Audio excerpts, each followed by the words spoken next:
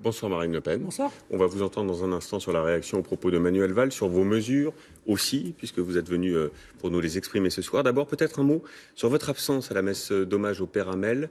Tous les représentants de premier plan politique étaient présents. Pourquoi votre absence? Pourquoi vous n'y étiez pas? Je n'étais pas à Paris. D'accord, pour une histoire de calendrier. Voilà.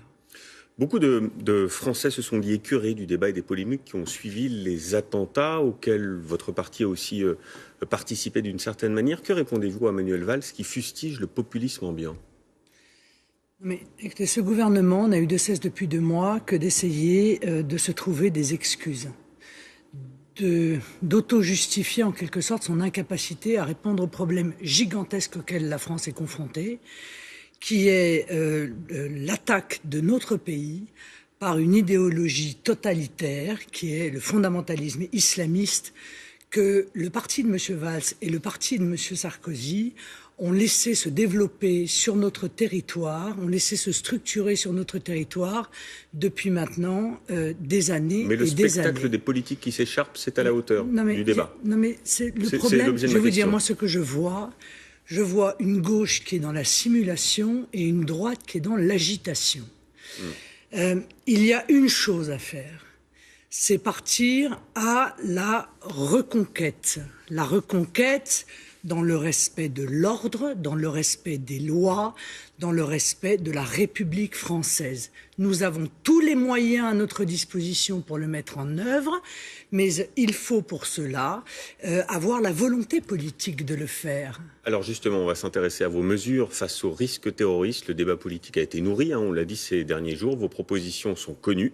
Les voici avec une mise en perspective. On voit cela avec Thierry Curtet.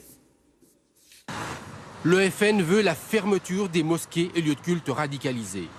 Mais selon le bilan du ministère de l'Intérieur, 80 arrêtés d'expulsion ont déjà été pris contre des imams ou prêcheurs de haine.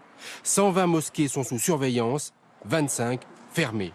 Et le ministère de l'Intérieur dit utiliser tous les outils administratifs pour les faire fermer. L'état d'urgence facilite les procédures. Le FN prône le rétablissement de la double peine. Il faut aussi remettre en place pour les étrangers, malgré la Convention européenne des droits de l'homme, que sur ce point l'on ne se privera pas d'ignorer, la double peine supprimée par Nicolas Sarkozy. En fait, Nicolas Sarkozy n'a pas supprimé la double peine. En 2003, il l'a encadrée. Depuis, elle ne s'applique plus aux étrangers condamnés lorsqu'ils sont arrivés en France, avant l'âge de 13 ans, ou s'ils y résident depuis plus de 20 ans. Pour les autres, elle peut s'appliquer. Terrorisme et binationaux, pour le FN, le lien est évident. L'immense majorité des personnes liées au terrorisme sont des binationaux, affirme Marine Le Pen dans une interview récente. Ce n'est pas exact. La France a connu une dizaine d'attentats depuis 2012. 3 des terroristes étaient des binationaux, 5 des étrangers et 16 des Français, selon le journal Le Monde. Pour contrer le terrorisme, il faut rétablir les frontières, dit le Front National, sortir de Schengen donc. En la matière, avec 16 terroristes français ayant agi dans l'Hexagone, la mesure n'est pas une garantie. Voilà, alors je vous pose la question sans détour. Est-ce que vous, au pouvoir, il n'y aurait pas eu les attaques terroristes que la France a connues? C'en est presque drôle, ce reportage.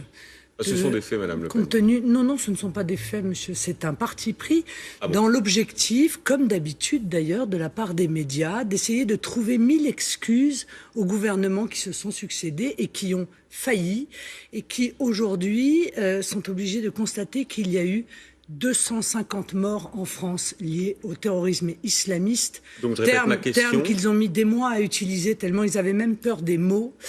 Et d'où ma question, est-ce que ces attaques auraient eu lieu avec Marine Le Pen au pouvoir? Ce qui est sûr, c'est qu'avec Marine Le Pen au pouvoir, tout serait fait contre le terrorisme islamiste. Tout. Et aujourd'hui, ça n'est pas le cas. Et d'ailleurs, monsieur, constatons quand même entre nous qu'aujourd'hui, toutes les solutions qui sont proposées par les uns et par les autres étaient toutes dans notre projet de 2012 et même pour beaucoup d'entre elles bien avant.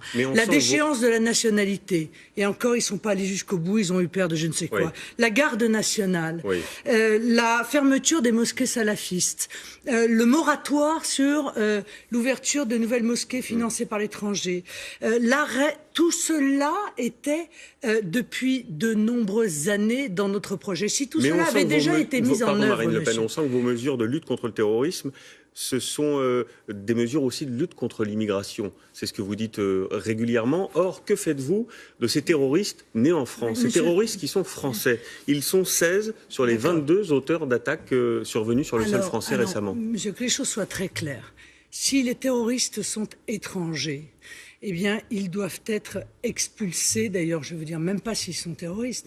S'ils sont simplement soupçonnés d'avoir un lien quelconque avec le terrorisme, ils doivent être expulsés immédiatement par une mesure administrative. S'ils sont binationaux, il faut les déchoir de la nationalité française et les expulser. Et s'ils sont seulement français, alors mettons en œuvre la politique de l'indignité nationale, qui est une sorte de prison juridique qui les empêchera de faire le moindre pas sans qu'une sorte de tuteur ne surveille ce qu'ils font. Mais comment vous luttez contre la menace intérieure? Sur l'indignité nationale, c'est lorsque l'on voulait faire l'indignité nationale à la place de la déchéance de nationalité. Moi, je pense qu'il faut et l'un et l'autre. Donnons-nous encore une fois les moyens, mais il faut quand même concevoir que la réponse, elle est d'abord politique et surtout, c'est une réponse globale. C'est une réponse globale de fermeté qu'il faut mettre en œuvre. Ça passe par la réforme du Code de la nationalité, ça passe par le rétablissement de la laïcité, ça passe par l'école, ça passe par l'application des lois, ça passe surtout par le rétablissement de l'état de droit. Monsieur, car aujourd'hui... Il est bafoué aujourd'hui, l'état de droit? Bien sûr. De quelle manière? Écoutez, lorsque la Constitution n'est pas respectée, lorsque les lois ne sont pas appliquées, lorsque les peines ne sont pas appliquées, alors il n'y a pas d'état de droit. Et la première des choses à faire, c'est de rétablir véritablement l'état de droit. Question précise sur ce point, Marine Le Pen. Vous êtes contre, par exemple, l'enfermement préventif de tous les fichiers S? Oui, je pense que ce ne sont pas, encore une fois, c'est une mesure qui est contraire à nos lois, qui est contraire à notre Constitution. Donc comment on les surveille, ces fichiers S? Ah mais monsieur, s'ils sont fichiers S, parce qu'ils ont un lien avec le terrorisme, c'est donc qu'ils sont coupables d'intelligence avec l'ennemi. C'est l'ancien article sur l'intelligence avec l'ennemi. 30 ans. Ils peuvent prendre. Alors, dans ces conditions, eh bien, je crois qu'avant qu'un tribunal ne les juge, il faut les mettre en détention préventive. Voilà. Vous voyez, on a l'arsenal. Ça, c'est une entorse à l'état de droit.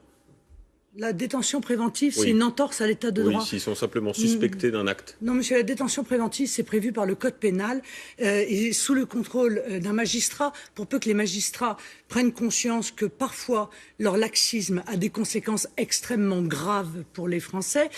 C'est tout à fait, ça rentre tout à fait dans l'état de droit. Mais ce qu'il faut, encore une fois, c'est que l'État n'hésite pas à user de l'autorité que le peuple lui a confiée. Merci Marine Car Le Pen. cette autorité est légitime. Merci Marine Le Pen d'avoir accepté notre invitation ce soir sur le plateau du 20h.